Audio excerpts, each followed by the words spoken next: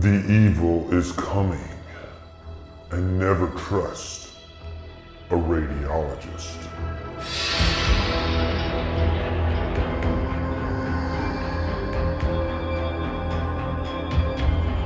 Prince of Darkness stars Donald Pleasance, Jameson Parker, and is directed by John Carpenter.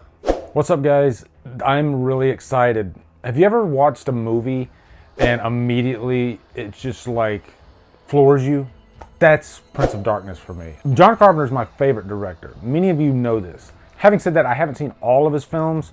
Prince of Darkness is one of those that slipped by me. I don't even think I remember this movie even coming out in the 80s. It's one of those movies, when it came out, it bombed, like a lot of lower budget horror movies do.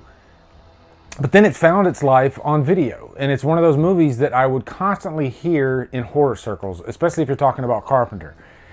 Eventually, Prince of Darkness would come up in a conversation. So I bought this movie like back around Christmas time, and I've been planning on reviewing it, and I finally watched it today, and wow. I have a new, like this is in my top 5 favorite Carpenter movies. That's how good this movie is. I wanted to get a review out immediately. That's how good this movie is. And I was actually going to Spooky Empire last weekend with my buddy Rico. And I told him I'd never seen Prince of Darkness. And he was like, oh my God, how could you not have seen Prince of Darkness? That movie's like a classic. I'm old school. Yeah. We're both old school. Oh yeah, so, definitely. Yeah, it's awesome. You like John Carpenter? I do. Hell yeah. Have you seen Prince of Darkness? I have. I have not seen Prince of Darkness. You kidding? wait, what? I get shit all the time because I've never seen Prince of Darkness. Yes. So looking forward to getting into this review. Before I get started though, check out this picture of my good friend Zach Lamoth. He actually has a Killer Flicks t-shirt on, or a Drumdums t-shirt on. But you can go to the Drumdums store and you can get you a Killer Flicks t-shirt like all these other people here. And I'm wearing one myself right now. So anyway, first let's get into the plot of Prince of Darkness. This is the second part of the Apocalypse trilogy.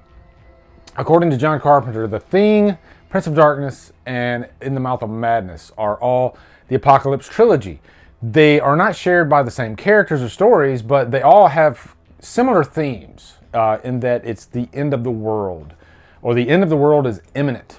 And just a little like side note, The Thing is like a 5 out of 5 movie for me.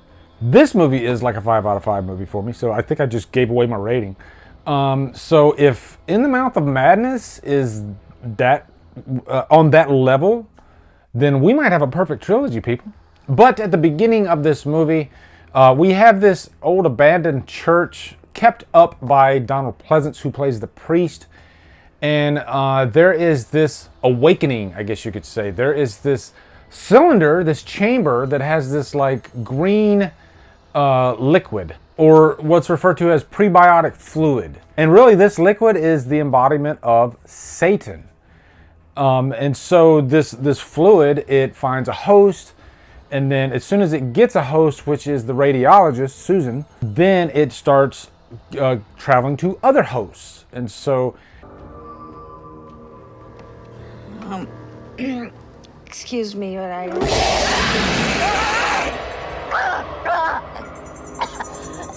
all these vessels of Satan, they start taking over the church. And there are these group of protectors outside of the church led by Alice Cooper. You heard that right. Anybody that tries to get out of the church, then they take care of business. And I made that plot as simple as I could for you because they do get a little bit scientific with this plot. There is talk of like an anti-God, what-if scenarios. And really the big question in this, and I love movies that make you think, that what if the God that we know is actually the anti-God, or Satan, even though they never use the word Satan in this movie.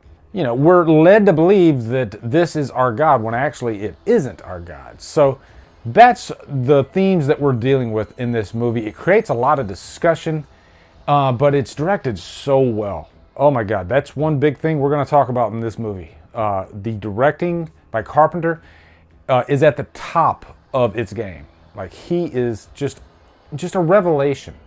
I loved the directing in this movie so much that immediately after I watched the interview with Carpenter, And I fell in love with this man. Again, he is just a genius of directing.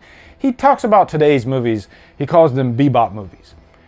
And what he means by that is if you pay attention to the landscape of cinema today, most of them, not all of them, but most movies, they're directed to where there's a cut like every 5 to 10 seconds, sometimes even earlier. I'm looking at you, Michael Bay. And that's because the attention span of the average moviegoer today is different, you know, and it's all about marketing and keeping the audience entertained at like a rapid pace level. And John Carpenter says, screw that. I'm going to make the movie I want to make. Either you like it or you don't. And I like it. I love the way he directs. He lets the camera sit back. He lets the viewer find those things in the background that he wants to find. That's what's great about Carpenter's movies. Every time you watch one of them, you notice something different. Because he likes to decorate the backgrounds of his scenes with things that you might not necessarily notice the first time. You know, he likes to play with the darkness, and I love that about him. That's why, in my mind, Carpenter is like the greatest director working in the last like 50 years. And I know that's a bold statement, but the guy's got the movies to back it up. I want to kick my chair right now. I do. And that's a perfect transition into one of the things I love about this movie. It's a slow burn. A lot of Carpenter's movies are slow burns. I think it takes a special type of director to do a slow burn type of film. Blackcoat's Daughter is a recent example of this, and a lot of people did not gravitate towards that movie because it was a slow burn. People just aren't patient for movies, I think. But I think if you go back and watch Blackcoat's Daughter multiple times, you will grow to appreciate it. And that's the way this movie is. You know, it's the type of movie where you have to turn off your phone and you have to pay attention to what's going on because there's a lot going on. This movie starts off, I guess you could say, hopeful. It's even like bright when it starts off.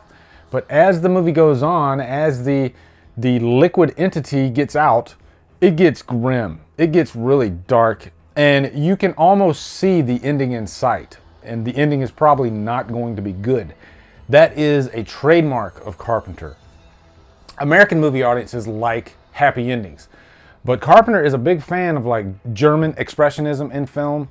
And those types of films, they have the ending that suits the story. They don't have the ending that suits the audience. In this case being the American audience. Carpenter, his apocalyptic trilogy, these two movies that I've seen so far, they don't have the happiest ending. The endings are open-ended, but if they go bad, you're not surprised. Now let's talk about like the violence on screen. For some reason, Carpenter has a different way of dealing with violence than others. It's hard for me to explain why. It's best just to watch it and you'll understand what I'm saying. But like take for instance the radiologist when she first is attacked, I guess, by the liquid. And I think a lot of other directors would direct that scene in a different way, but there's very little cuts. Carpenter likes to just keep the camera there and you get to see her reaction just play out. So you have to have a good actor when you're doing that type of stuff because, you know, you're not cutting around it. But I think the end result is much more satisfying for the viewer because it feels real. It doesn't feel like it's concocted or put together. And really all the violent scenes, all the death scenes in this movie, they have that just really dark, grim nature about them. And you just feel like, almost like an emptiness inside after them. And that's just the way Carpenter likes to handle his characters. Also, you do have this couple, Brian and Catherine, played by Jameson Parker and Lisa Blount. This is really our love story of the thing. Carpenter doesn't really like to put love stories in his movies. But, you know, this is a couple, they get together at the beginning of the movie. Catherine is really guarded. She doesn't like, you know, letting her feelings out. And by the end of this movie, there's kind of a nice full circle, you know. She realizes that, hey, this is the end of the world. As a matter of fact, she ends up giving herself over to protect the world, which makes for a great ending, actually. And you have that little love connection to go with it. So I thought Carpenter handled that aspect of the story very well, actually. Now, when you talk about John Carpenter movies, you have to talk about the scores. And this score might be one of Carpenter's most ambitious. And I really loved it. The score really kept this whole thing on edge. It was kind of the glue that held all the scenes together. And you'll notice that the score, it just builds and builds throughout. To me, it's one of his best scores, actually. And immediately after I watched this movie, I went to YouTube and I wanted to listen to the score again. I listened to the score while I was putting my notes together for this review.